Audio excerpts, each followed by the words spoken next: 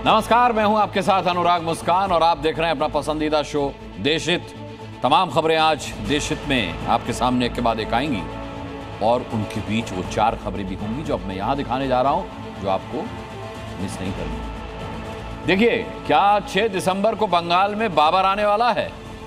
जिस बाबर को योगी ने यूपी में दफना दिया, दीदी उसे बंगाल में जिंदा क्यों करना चाहती हैं? यह खबर देशहित में पहली खबर होगी, देखना मत भूलिएगा।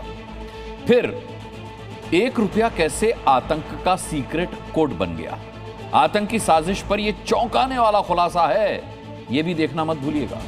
और फिर रात 8:27 पर दिखाऊंगा दिल्ली ब्लास्ट के बाद अब योगी के सामने कौन सी अग्नि परीक्षा आने वाली है और राम प्रहार से कैसे डर गया मुल्ला मुनीर। यह बड़ी दिलचस्प खबर है, यह भी देखिएगा। खबरें और भी होंगी, लेकिन अब आप देखिए देशहित की कवर स्टोरी। जिस बाबर को यूपी में योगी ने दफन कर दिया, उस बाबर को बंगाल में ममता दीदी क्या फिर से जिंदा करने की तैयारी कर रही हैं? 6 दिसंबर बाबरी विध्वंस की बरसी पर टीएमसी 2 बड़े कार्यक्रम करने जा रही है। एक कोलकाता में, जिसमें ममता बनर्जी खुद शामिल होंगी, और दूसरा मुर्शिदाबाद में, जहां टीएमसी का विधायक बाबरी मस्जिद की नींव रखेगा। बिल्कुल सही सुना आपने, बाबरी मस्जिद, पश्चिम बंगाल में। इन दोनों कार्यक्रमों के टारगेट पर है मुस्लिम वोट बैंक। इस वोट बैंक को अपने पाले में बनाए रखने के लिए ममता दीदी मिट्टी में मिल चुके बाबरी विवाद को फिर से खाद पानी देने की कोशिश कर रही हैं।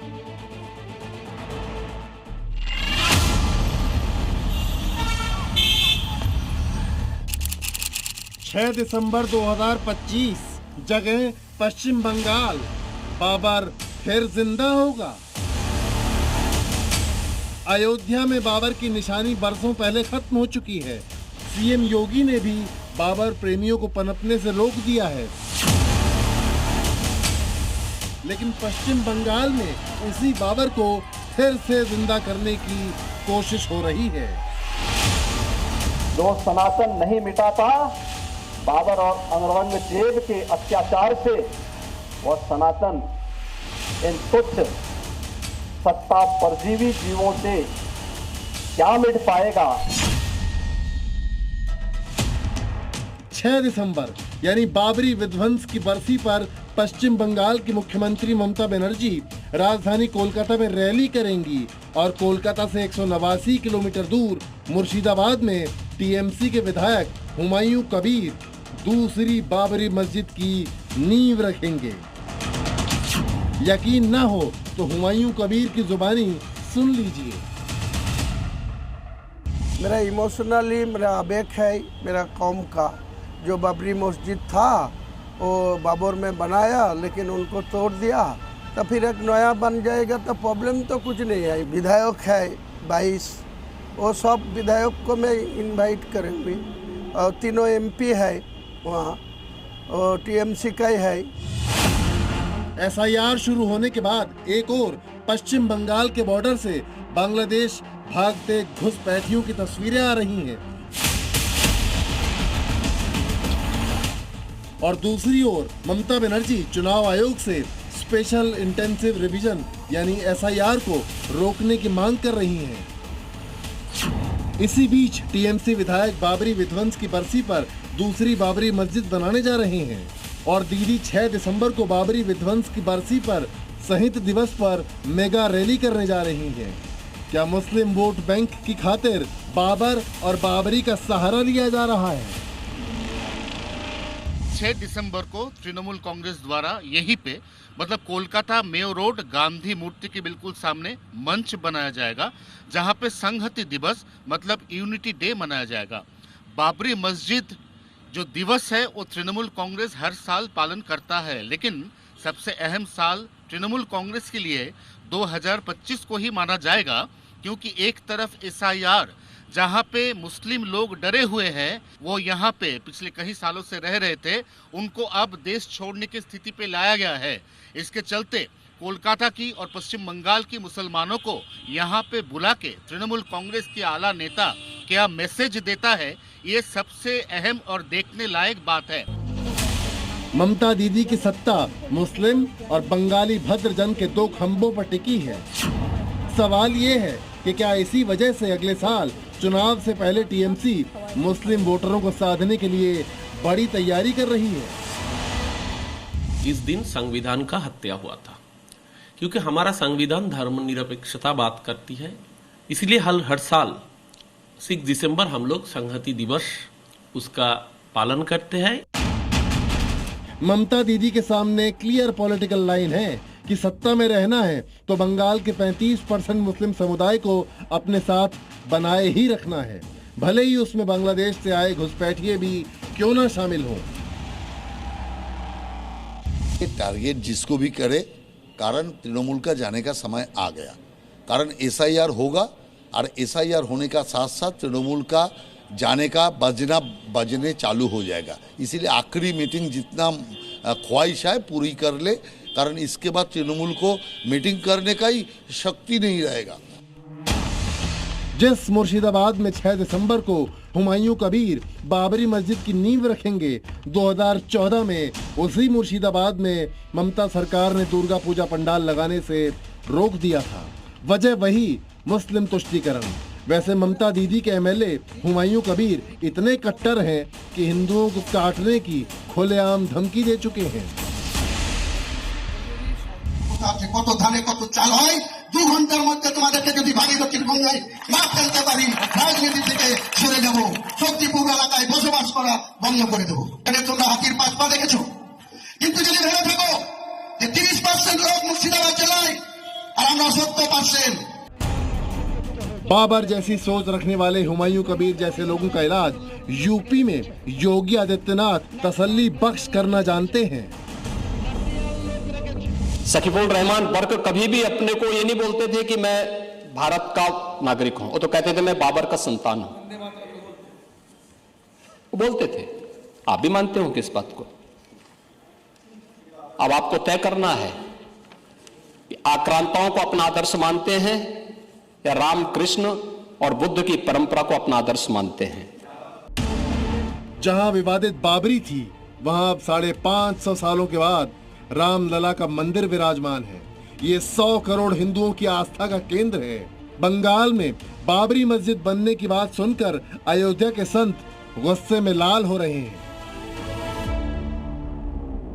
ममता बनर्जी की ये मानसिकता साफ दर्शाती है किस प्रकार से एक विशेष समुदाय को खुश करने में लगी हैं। वो समुदाय जो हमारे देश की बेटियों को मारते हैं, वो समुदाय जो हमारे देश के धर्म को उखाड़ने की बात करते हैं, ऐसे समुदाय को खुश करने का जो कुत्सित कार्य ममता बनर्जी कर रही हैं, ये टीएमसी कर रही है, बहुत ही गलत है।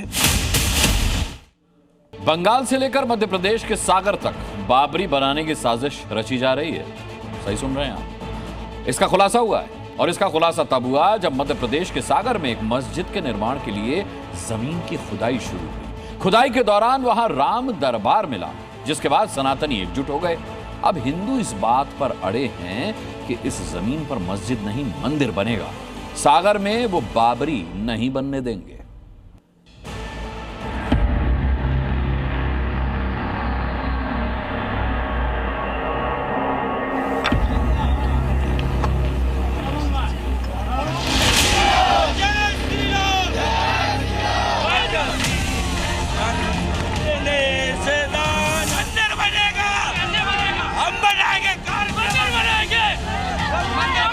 मंदिर बनेगा इधर, सरकार से निकल जाएंगे मगर मंदिर बनेगा। कार सेवा भी करनी पड़ी तो हम सभी लोग आज ही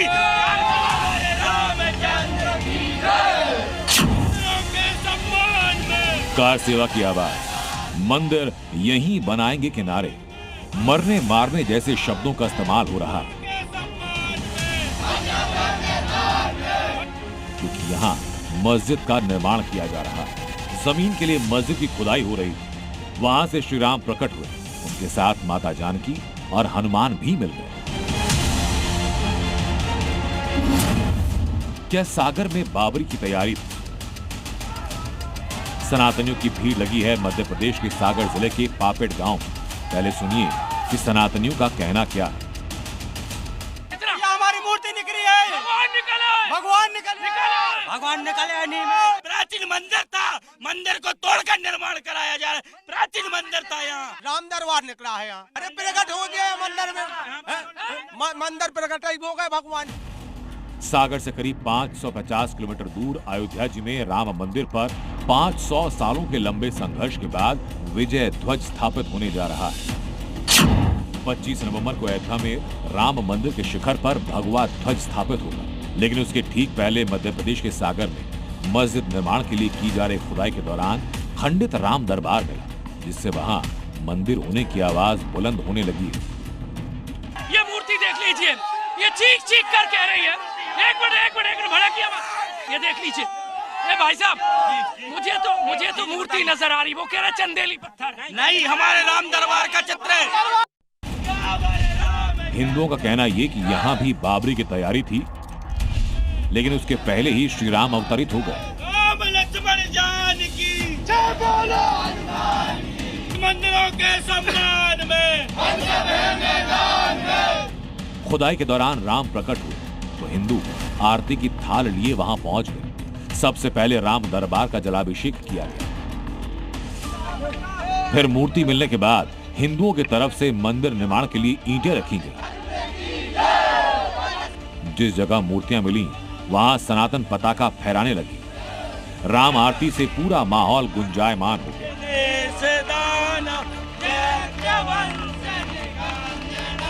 राजा रामचंद्र सरकार की। सागर के पापेट गांव में जहां मूर्ति निकली वहां पर हिंदुओं ने चबूतरा बना दिया है नारेबाजी के बीच में। मंदिर पर अगर हाथ लगाया, प्रभु श्री राम जी तरफ हाथ बढ़ाया तो हाथ काट दिया जाएगा। क्या बात कर रहे हो? जय जय श्री राम। हिंदू भड़के हुए और कह रहे हैं कि भाई चबूतरा बन गया, मिटेगा नहीं। चबूतरे पे आँच आई तो खून खराबा हो जाएगा। हिंदू दावा कर रहे हैं कि यहाँ निश्चित रूप से मंदिर हुआ करता था, जिसे तोड़कर ये निर्माण कराया जा रहा है, जबकि मियां भाई इस दावे को सिरे से नकार रहे हैं।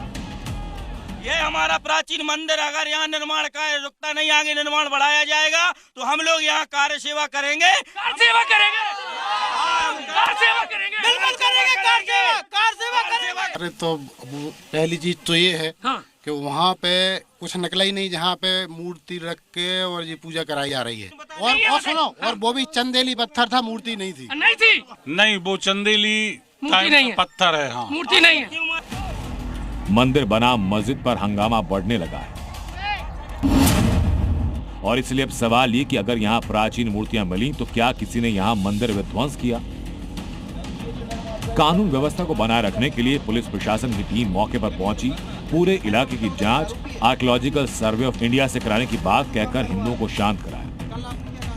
आगे ये कार्रवाई होगी कि हम पुरातत्व विभाग वालों से संपर्क करेंगे और वो ये बताएंगे कि ये मूर्तियां किन से संबंधित हैं। अगर ईश्वर से संबंधित है वैसी कार्रवाई की जाएगी। सवाल कई जिनके जवाब पुरातत्व विभाग की जांच शुरू होने के बाद मिलेंगे। फिलहाल प्रशासन की तरफ से मस्जिद निर्माण पर रोक लगा दी गई, लेकिन हिंदुओं ने सागर में राम दरबार मिलने के भूमि पूजन तो कर दिया। प्रमोद शर्मा, जी मीडिया, सागर। दिल्ली ब्लास्ट में मुख्य किरदार आतंकी मुजम्मिल कैसे बम बनाने के लिए तुर्की और सीरिया में बैठे आतंकियों की मदद ले रहा था, इसका खुलासा हुआ है।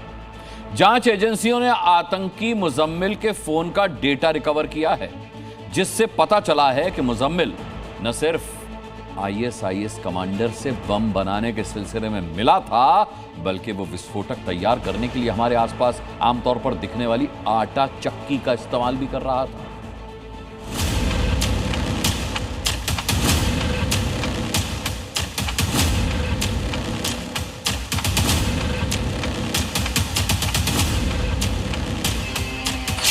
आतंकियों के बम बनाने वाली मशीन मिल गई।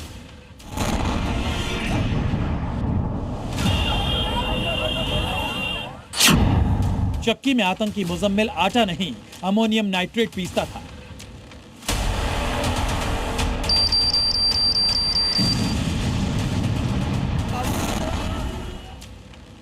फरीदाबाद की NIA जांच में आतंकी मुजम्मिल के आटा चक्की कनेक्शन को लेकर बड़ा खुलासा हुआ है, जो ये बताता है कि कैसे दिल्ली से महज 45 किलोमीटर की दूरी पर देश को दहलाने की साजिश को अंजाम तक पहुंचाने का पूरा प्लान तैयार किया जा रहा था।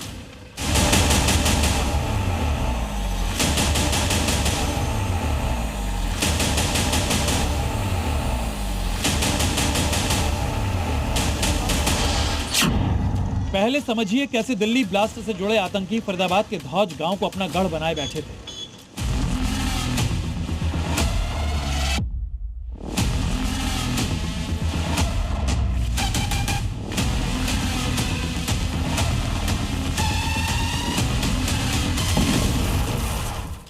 अल-फलाह यूनिवर्सिटी यही है। इसी यूनिवर्सिटी में डॉक्टर उमर, डॉक्टर मुजम्मिल और डॉक्टर शाहीन डेरा डाले हुए थे। यहीं बम बनाने का काम किया जाता था। यहीं उमर ने 2550 किलोग्राम बारूद जमा किया था। यहीं आतंकी मुजम्मिल यूरिया को बम बनाने के लिए पीसता था।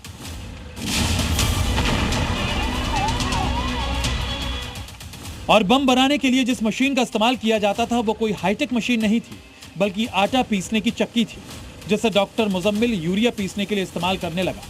बेहद शातिर तरीके से बम बनाने का काम घनी आबादी वाले इलाके में किया जा रहा था। आटा चक्की से मुजम्मिल यूरिया पीसता था, फिर मशीन से उसे रिफाइन करता था। इसके बाद केमिकल मिलाकर विस्फोटक बनाता, और इसके लिए केमिकल अल-फलाह यूनिवर्सिटी की लैब से लिया जाता था।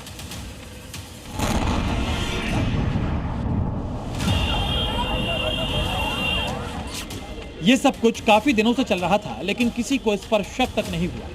मुजम्मिल ने अपने इस आटा चक्की वाले प्लान में एक ड्राइवर को भी शामिल किया हुआ था, जिसे पुलिस ने अपनी हिरासत में ले लिया है। धौज गांव की इसी दुकान में जांच एजेंसीज ने आरोपी ड्राइवर से पूछताछ की थी और फिर यहां से उसे अपने साथ ले गए। वो मशीन इस दुकान के अंदर लाई गई थी।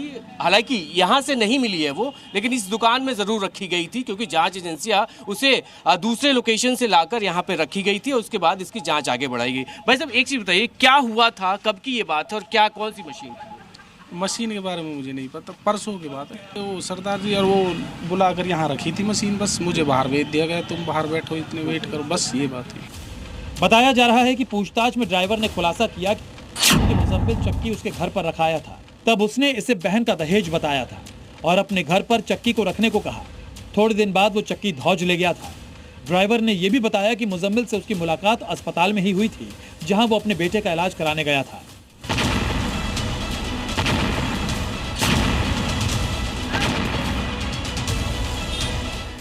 लेकिन अब सवाल ये उठता है कि मुजम्मिल बेशक एक डॉक्टर था, बम बनाने का तरीका वो सीख कहां से रहा था, उसे ऐसा करने की कमांड कहां से मिल रही थी। इसकी तहकीकात में जब जांच एजेंसीज घुसी तो मुजम्मिल के मोबाइल फोन को भी खंगाला गया।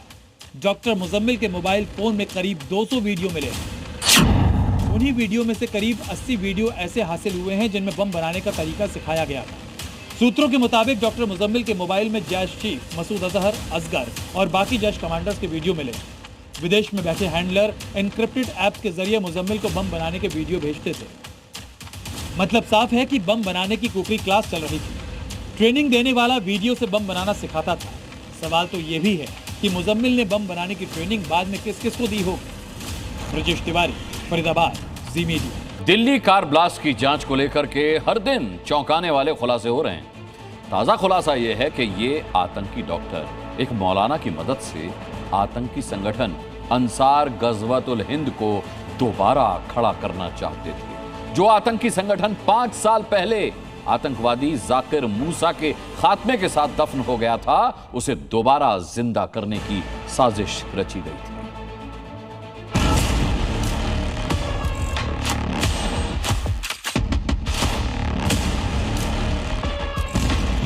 दिल्ली को धमाके से दहलाने का मंसूबा बनाने वाले आतंकी डॉक्टर कोई और नहीं बल्कि वो उस अंसार गजवत उल हिंद के मोहरे हैं जिसका मास्टरमाइंड मौलवी इरफान है। जांच में खुलासा हुआ है कि गिरफ्तार मौलवी इरफान ही वो शख्स था जिसने आतंकी डॉक्टर मुजम्मिल के जरिए सबसे पहले 2022 में डॉक्टर्स का अंसार गजवतुल हिंद का सर्कल बनाया था। साजिश की अगली कड़ी के तहत इस सर्कल में शामिल आतंकी डॉक्टर्स का जैश के कमांडर्स से संपर्क करवाया गया। मौलवी इरफान खुद श्रीनगर के सरकारी मेडिकल कॉलेज में पैरामेडिकल स्टाफ था। वो घाटी में जैश के लिए स्लीपर सेल की तरह काम करता था। उसी ने मुजम्मिल के जरिए पहले उमर मोहम्मद और फिर बाकी डॉक्टर्स को आतंकी प्लान में जुड़ने के लिए तैयार किया। इसके बाद डॉक्टर मुजम्मिल ने मौलवी इरफान की मुलाकात डॉक्टर अदील अहमद और डॉक्टर उमर मोहम्मद नबी यानी सुइसाइड बॉम्बर से करवाई, जिसके बाद मौलाना इरफान और आतंकी डॉक्टर्स का मॉड्यूल उस संगठन को फिर से जिंदा करने की प्लानिंग में जुट गया। मई 2019 में आतंकी जाकिर मूसा को सेना ने मार गिराया था। इसके साथ ही अंसार गजवतुल हिंद का भी अंत हो गया था। पर मौलवी इरफान और उसके डॉक्टर टेरर मॉड्यूल ने मूसा की जिहादी सोच को दफन करने की जगह उसे लाइफ सपोर्ट सिस्टम पर रख दिया था, ताकि जैश के आतंकी मंसूबे को मिट्टी में मिलने से बचाया जा सके। आतंकी मूसा के मारे जाने के बाद कुछ दहशतगर्दों ने अंसार गजवत उल हिंद को दोबारा खड़ा करने की साजिश की थी। उत्तर प्रदेश में 2021 में इस संगठन के 2 दहशतगर्द पकड़े भी गए थे। अप्रैल 2021 में कश्मीर में एक साथ 7 आतंकियों को ढेर करके गजवत उल हिंद के सफाई का ऐलान भी किया गया था। जनवरी 2022 में दिल्ली में इसी आतंकी संगठन ने ग्रेनेड अटैक की कोशिश की थी, लेकिन आतंकियों को तैयार करने वाले मौलाना इरफान के सीने में गजवत उल हिंद की आग जलती रही थी। अगर श्रीनगर के आसपास जैश-ए मोहम्मद से जुड़े पोस्टर्स को लेकर जांच एजेंसियां अलर्ट नहीं होती तो न तो फरीदाबाद का टेरर मॉड्यूल पकड़ा जाता और न ही मौलवी इरफान की अंसार गजवत उल हिंद की साजिश बेनकाब होती। दिल्ली ब्लास्ट से जुड़ी डॉक्टर शाहीन सईद के टेरर गैंग को लेकर आज 2 बड़े खुलासे हुए हैं। पहला है इस आतंकी टोली का 1 रुपीस वाला कोडवर्ड और दूसरा है डॉक्टर शाहीन का स्पेशल 26। इसके अलावा फरीदाबाद मॉड्यूल की बी टीम क्या है, खुफिया एजेंसियां इसकी भी जांच कर रही हैं। ट्रेनिंग, फंडिंग और सीरियल ब्लास्ट की आतंकी थियरी डॉक्टर शाहीन ने कैसे रची, इस स्पेशल रिपोर्ट में देखिए। ऑल इंडिया सीरियल ब्लास्ट के प्लान के साथ काम करने वाली आतंकी टोली की हेड डॉक्टर शाहीन को लेकर अब सबसे बड़ा खुलासा हुआ है। कैसे इस टेरर टीम ने बनाया 1 रुपए को आतंक का सीक्रेट कोड, कैसे जैश की कमांडर डॉक्टर शाहीन यूपी में तैयार कर रही थी स्पेशल 26। मिशन काफिर के तहत डॉक्टर शाहीन मानव बम बनाने की तैयारी कर रही थी। सवाल उठना लाजमी है कि आतंकी सेंटर बनाने, मुस्लिम लड़कियों को ट्रेनिंग देने और पूरे देश में धमाके के लिए फंड कहां से मिल रहा था। इसी की पड़ताल में सामने आया 1 रुपए का आतंक का सीक्रेट कोड। आतंकियों के अकाउंट से 7 साल में 40 करोड़ से ज्यादा का लेन देन किया गया। इन बैंक अकाउंट्स में कई छोटे छोटे अमाउंट में पैसा आया। 6 नवंबर को कई खातों से कई लाख रुपए निकाले गए। हर हफ्ते 2 से 3 बार 20 से 25 हजार का लेन देन होता था। इसमें ऑनलाइन ट्रांजैक्शन बहुत कम किए गए। जहां बड़े अमाउंट की पेमेंट होती थी उसमें खास पैटर्न अपनाया गया। इसके तहत अकाउंट में 1 लाख 1 रुपए, 2 लाख 1 रुपए हर महीने डाले गए। चौंकाने वाली बात यह है कि 6 नवंबर को ही लाखों रुपए का ट्रांजैक्शन एक साथ इनके अकाउंट्स में हुआ है। ऐसे में पिछले 7 साल से लगातार ये डॉक्टर आतंकी मॉड्यूल एक्टिव था और 40 करोड़ से ज्यादा का लेन देन इनके खातों में हुआ है। फंडिंग की समस्या आड़े नहीं आ रही थी। शाहीन को जैश से और देश के भीतर डॉक्टर के भेष में बैठे भेड़ियों से फुल सपोर्ट मिल रहा था। शाहीन के हौसले बढ़ते जा रहे थे। पूरे इत्मीनान के साथ वो तैयार कर रही थी स्पेशल 26। शाहीन की स्पेशल 26 का ब्लूप्रिंट साफ था। 5 शहर, 5 टीम और हर टीम में 5-5 डॉक्टर और हर टीम का एक HOD यानी हेड ऑफ द डिपार्टमेंट, यानी कुल 26 डॉक्टरों का एक मजबूत और सीक्रेट नेटवर्क जिसे लीड कर रही थी मैडम सर्जन यानी खुद डॉक्टर शाहीन। किसी भी स्कूल में बच्चे को उसके माता पिता को बताए बिना दूसरे धर्म की शिक्षा हरगिज नहीं कर सकती, लेकिन जम्मू कश्मीर के एक स्कूल में मौलवी ने हिंदू बच्चों को कलमा पढ़ा दिया और इसका खुलासा तब हुआ जब एक हिंदू बच्चे की जुबान से उसके पिता ने कलमा सुना। सवाल यह है कि आखिर बच्चों से मजहबी षड्यंत्र करने वाले स्कूल और उस मौलवी का हिसाब कब होगा? धारा प्रवाह कलमा बोल रही ये बच्ची मुस्लिम नहीं हिंदू है। बच्ची को तो ये भी नहीं पता कि जो वो बोल रही है उसका मतलब क्या है, लेकिन इस बच्ची को किसने कलमा सिखाया पहले ये सुन लीजिए। अल्लाह कलमा तोय्यब माने पा ला इलाहा इल्लल्लाहु कौन सिखाता था? मौलवी। मौलवी? जिस मौलवी की बात ये हिंदू बच्ची कर रही है, उसका काम मुस्लिम बच्चों को धार्मिक शिक्षा देना था, लेकिन उसने इस मासूम के दिमाग में कलमा भर दिया। जब माता पिता ने अपनी बच्ची की जुबान से कलमा सुना तो उनके पैरों तले जमीन खिसक गई। जब मैंने मैम को फ़ोन किया तो इन्होंने बोला नहीं ऐसा कोई इतना बड़ा इशू नहीं है, नॉर्मल है, तो ऐसे चलते फिरते कहीं सीख लिया होगा। तो मैंने बोला कोई उधर बोलती है मौलवी पढ़ाता है, बोले हाँ मौलवी आता है लेकिन इनको नहीं, मतलब अब उसको दफा कर दिया। मैंने नंबर ही मांगा तो नंबर नहीं इन्होंने दिया। वो तो उसको यहाँ पे सिखाया, मतलब आराम से बिठा के सिखाया। ये तो बोलते हैं हमने नहीं सिखाया, स्कूल वालों ने सिखाया, नीचे वो हॉल में बिठा के मौलवी बिठाते थे वहाँ पे सिखाया। अभी हिंदू बच्चों से शिक्षा के नाम पर मजहबी साजिश का ये पूरा मामला जम्मू कश्मीर के राजौरी जिले के स्टार इंस्टीट्यूट एजुकेशन स्कूल का है। नाम से तो ये स्कूल है, लेकिन स्कूल का टीचर मजहबी तालीम दे रहा था। अब हिंदू बच्चों के माता पिता ने स्कूल के खिलाफ विरोध का बिगुल फूंक दिया है। स्कूल मैनेजमेंट ने ये कबूल किया है कि कलमा वाली ये साजिश स्कूल में पढ़ाने वाले मौलवी की थी। सिर्फ एक पेरेंट्स के स्टेटमेंट पे कोई भी डिसीजन नहीं लिया जाता। अनइंटेंशनली बच्चे ने कहीं से कुछ सीख लिया तो उसके लिए मैं पहले उनके पेरेंट्स को बोल चुकी हूँ कि फर्स्ट एंड लास्ट टाइम ऐसा हुआ है, उसके बाद ऐसा नहीं होगा। हिंदू बच्चों से मजहबी पाप कराने वाले मौलवी को स्कूल ने निकाल दिया है, लेकिन इससे ना तो मौलवी का गुनाह कम होता है और न ही स्कूल का। हिंदू संगठन मांग कर रहे हैं कि स्कूल और मौलाना दोनों को कड़ी सजा मिले। उस पर सख्त कार्रवाई होनी चाहिए।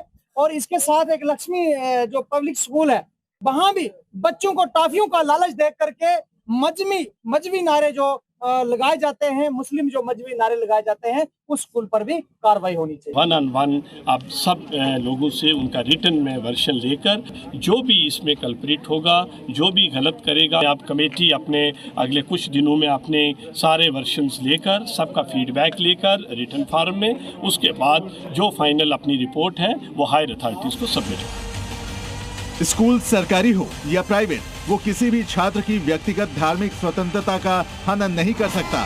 बच्चा चाहे किसी भी धर्म का हो, कोई स्कूल उन्हें धार्मिक गतिविधि में हिस्सा लेने के लिए मजबूर नहीं कर सकता। लेकिन राजौरी के इस स्कूल ने मजहबी शिक्षा के लिए हर नियम की धज्जियां उड़ा दी। रजत वोहरा, जी मीडिया, राजौरी। दिल्ली ब्लास्ट के बाद जो आतंकवादी पकड़े गए हैं, उनमें से कई का कनेक्शन यूपी से सामने आया है। अब अगले कुछ दिनों में उत्तर प्रदेश में 2 भव्य सनातनी आयोजन होने वाले हैं। दोनों पर ही आतंकवादियों की गंदी नजर है, कुदृष्टि लगी हुई है। ऐसे में अब योगी आदित्यनाथ की डबल अग्नि परीक्षा होने वाली है। शुरुआत बस 4 दिन अयोध्या से होने जा रही है और उसके बाद बारी आएगी प्रयागराज की। और इसी के तहत दिल्ली में ब्लास्ट के बाद देश में पहला बड़ा सनातनी आयोजन होने जा रहा है अयोध्या में। अयोध्या हमेशा से आतंकियों के निशाने पर रहा है। दिल्ली ब्लास्ट की जांच के दौरान यह खुलासा हो चुका है कि आतंकियों के टारगेट पर राम मंदिर भी था। यहां तक कि अयोध्या में स्लीपर सेल एक्टिव करने का भी शक है। इसलिए राम मंदिर ध्वजारोहण समारोह की सुरक्षा को लेकर योगी आदित्यनाथ रत्ती भर भी कमी नहीं छोड़ रहे हैं। इसकी वजह भी है, भारी संख्या में विशिष्ट अतिथि अयोध्या आएंगे, इसलिए राम मंदिर समेत पूरे अयोध्या की सिक्योरिटी भी बेहद सख्त कर दी गई है। अयोध्या का सुरक्षा घेरा कैसा होगा, ग्राफिक से समझिए। अयोध्या में 5 लेयर की सिक्योरिटी होगी। सबसे पहला लेयर यूपी पुलिस, फिर सीआरपीएफ, उसके बाद एटीएस कमांडो, उसके बाद एनएसजी कमांडो और सबसे आखिरी घेरे में एसपीजी की भी सिक्योरिटी रहेगी। पूरे अयोध्या में 25 नवंबर को 15,000 जवान तैनात होंगे। पूरे अयोध्या को छावनी में तब्दील कर दिया गया है और इस पूरे एरिया की ड्रोन कैमरे से निगरानी यहाँ पर की जाएगी। एआई टेक्निक का यूज किया जाएगा, जिससे कि अगर कोई भी शरारती तत्व माहौल खराब करने की कोशिश की जाती है तो उन लोगों को बख्शा नहीं जाएगा। सुरक्षा तैयारियों का जायजा लेने के लिए योगी आदित्यनाथ खुद अयोध्या आ चुके हैं। अयोध्या के आसमान को भी अभेद्य बनाने की तैयारी है। ड्रोन से निगरानी रखी जाएगी, एंटी ड्रोन सिस्टम भी तैनात किया जाएगा। एयरपोर्ट से जो मंदिर की जो दूरी है वो लगभग 12 किलोमीटर है और इस 12 किलोमीटर की दूरी के रास्ते पे आपको 5 बैरिकेड्स जो है, वीवीआईपी बैरिकेड्स जो हैं, वो आपको पार करने पड़ेंगे। सीएम योगी जो है वो उन्होंने, उनकी जो टीम है वो पूरी तरीके से तैयार है। सारी तैयारियां जो है वो पूरी कर ली गई हैं। अयोध्या में राम मंदिर ध्वजारोहण की अग्नि परीक्षा के बाद योगी की दूसरी अग्नि परीक्षा शुरू होगी अगले महीने प्रयागराज में, जहां माघ मेला लगने जा रहा है। 15 दिसंबर से संगम तट पर माघ मेला शुरू होने जा रहा है। माघ मेला मिनी कुंभ जैसा ही आयोजन है। कुंभ की तरह माघ मेला में भी 6 पवित्र स्नान होंगे। संगम की रेती पर हजारों लाखों श्रद्धालु जुटेंगे। योगी आदित्यनाथ की चुनौती 44 दिन चलने वाले माघ मेला की सुरक्षा है। आतंकियों की नापाक नजर से बचाने के लिए यूपी पुलिस के जवानों के साथ साथ एटीएस का कमांडो दस्ता भी रहेगा। एटीएस ने संगम किनारे अपना स्पॉट भी बना लिया है। पिछले माघ मेले की तुलना में करीब 15% अधिक फोर्स लगाई जाएगी। करीब 200 सीसीटीवी कैमरे से माघ मेला क्षेत्र की मॉनिटरिंग होगी। माघ मेला और भव्य होगा पिछले माघ मेलों की अपेक्षा, और उसमें हम लोगों ने पर्याप्त फोर्स भी उसी तरीके से हम लोगों ने तैनात करी है। इस बार 17 पुलिस थाने बनेंगे और 40 पुलिस चौकियां बनेगी। इसके अलावा एटीएस और अन्य संसाधन पुलिस के VDDS की टीमें, एएस चेक टीमें, ये पर्याप्त मात्रा में रहेगी। शनिवार को योगी आदित्यनाथ प्रयागराज में माघ मेले की तैयारियों को परखने आ रहे हैं। दिल्ली ब्लास्ट के बाद से खतरा बढ़ जरूर गया है, लेकिन योगी आदित्यनाथ उस खतरे से निपटने के लिए योगी फोर्स को एक्टिव कर रहे हैं ताकि अयोध्या और प्रयागराज की अग्नि परीक्षा में वो सफल हो। अयोध्या से प्रीति श्रीवास्तव के साथ ब्यूरो रिपोर्ट, जी मीडिया। हिमाचल प्रदेश के शिमला में संजौली थाने के बाहर हिंदू संघर्ष समिति और दूसरे हिंदूवादी संगठनों के कार्यकर्ता पिछले 4 दिनों से धरने पर बैठे हैं और यही कारण है कि संजौली क्षेत्र में अवैध घोषित मस्जिद को लेकर विवाद अभी थमता नहीं दिख रहा। ऐसे में संजौली मस्जिद में प्रशासन ने आज जुमे की नमाज नहीं होने दी। हिंदू संगठनों के विरोध के बाद किसी भी मुसलमान को अंदर यानी मस्जिद के अंदर नहीं जाने दिया गया, लेकिन हिंदूवादी संगठनों का साफ कहना है कि उनकी मांगों पर लिखित आदेश नहीं आने तक वो अन्न का एक दाना तक नहीं खाएंगे।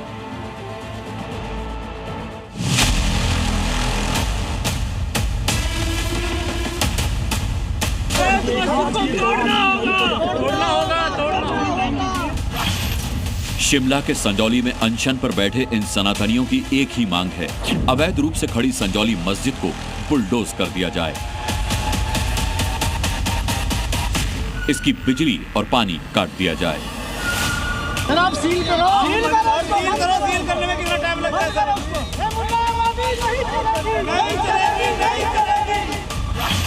शिमला नगर निगम और जिला अदालत दोनों ने संजौली मस्जिद को अवैध करार देते हुए इसे ढहाने के आदेश जारी किए हैं।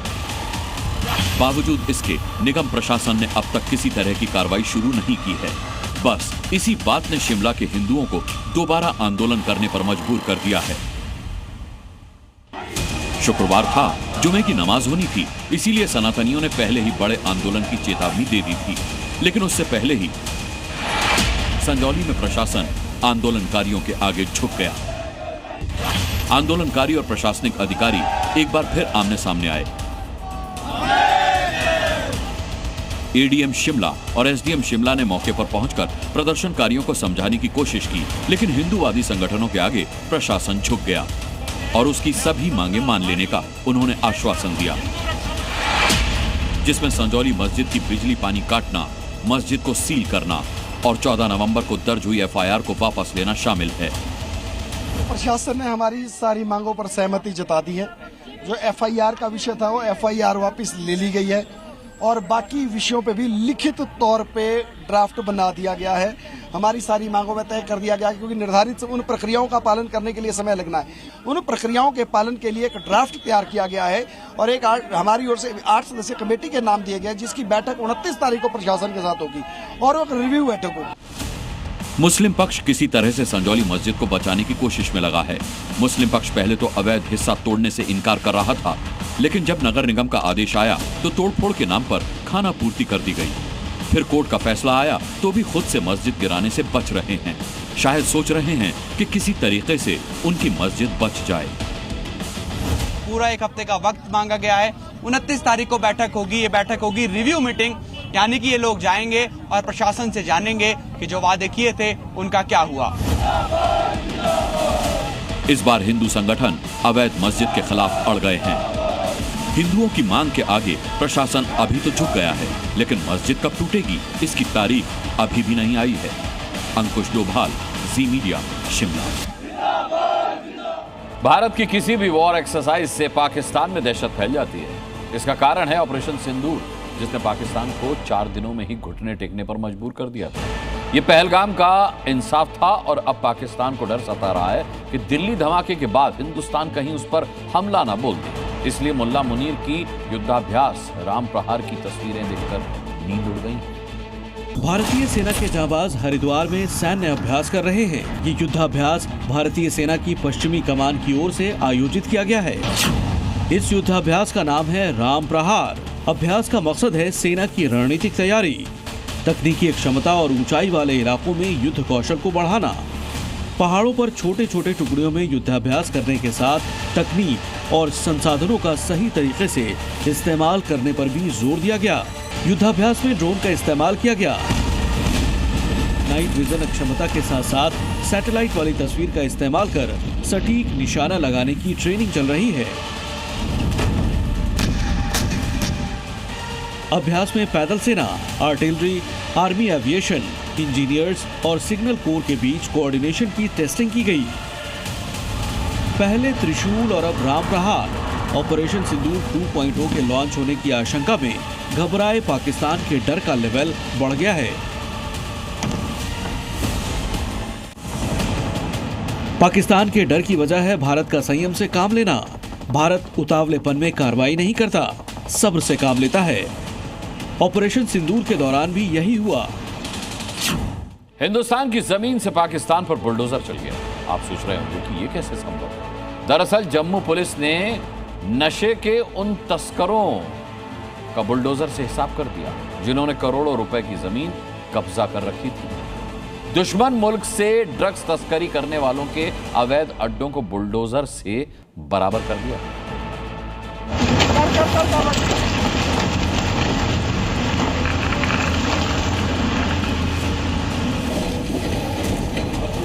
बुलडोजर जब चलता है अच्छे माफियाओं की गर्मी शांत कर देता है। माफिया का अवैध कब्जा हो या अतिक्रमण, इसका एक ही इलाज है, बाबा का बुलडोजर। जिस बुलडोजर से उत्तर प्रदेश में योगी सरकार माफियाओं की मिट्टी पलीद कर रही है, अब उसी बुलडोजर से जम्मू में नशे के तस्करों के पाप का हिसाब किया जा रहा है। जम्मू के सिकंदरपुर इलाके में ड्रग्स तस्करों की कब्जाई जमीन पर पीले पंजे ने धावा बोल दिया। जैसे ही बुलडोजर को एक्शन का ऑर्डर मिला, उसने कब्जाई जमीन पर एक एक घर को नेस्तनाबूद कर दिया। बुलडोजर ने ऐसा तगड़ा प्रहार किया कि सब कुछ धुआं धुआं हो गया। प्रशासन की तरफ से बड़ी कार्रवाई जो है वो इस वक्त की जा रही है और कई किनाल सरकारी जमीन जो हड़पाई गई थी उसे जो है वो इस वक्त जमींदोज जो है वो किया जा रहा है। वहां पर जो स्ट्रक्चर जो है वो बनाए गए हैं। तस्वीरें इस वक्त हम आपको जम्मू के बिश्ना इलाके से दिखा रहे हैं, जहां पर आप देख सकते हैं कि इस वक्त बुलडोजर एक्शन जो है वो यहाँ पर किया जा रहा है, क्योंकि लगभग 130 के किनाल जमीन थी करीब, जो कि इन लोगों ने हड़पी थी, सरकारी जमीन थी। और ये आरोप इन लोगों पर है कि इन्होंने जो है वो नशा बेचकर इस तरह की जो प्रॉपर्टी है वो बनाई है, जिसको लेकर इस वक्त बड़ी जो कार्रवाई यहाँ पर की जा रही है। नशे के तस्करों ने करीब 16 एकड़ की जमीन पर कब्जा कर रखा था। छोटे छोटे घर भी बना लिए थे। नशे के अड्डे की तरह इसका इस्तेमाल किया जा रहा था। जांच में तो बहुत पहले ही साफ हो चुका था कि ये जमीन सरकारी है। इसलिए नशे के तस्करों को सबक सिखाने के लिए एनडीपीएस एक्ट वाले पावर का इस्तेमाल किया गया। जम्मू के डीएम ने पहले जमीन खाली कराने का ऑर्डर दिया और फिर तस्करों के ठिकाने पर पुलिस की टीम दल बल और बुलडोजर लेकर पहुंच गई। अवैध कब्जे की घेराबंदी की गई और उसे बुलडोजर से साफ कर दिया गया।